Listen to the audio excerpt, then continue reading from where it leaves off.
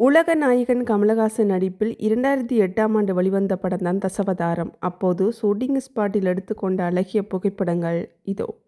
இப்படத்தை இயக்கியவர் கே.எஸ். ரவிக்குமார், நாயகி அசின், இசை ஹாரிஸ் ஜெயராஜ். இப்படத்தில் கமலஹாசன் 10 வேடங்களில் நடித்துள்ளார். அந்த காலத்தில் தமிழ் சினிமாவில் மிக உயர்ந்த பட்ஜெட் எடுத்த படம் இதுவாகும்.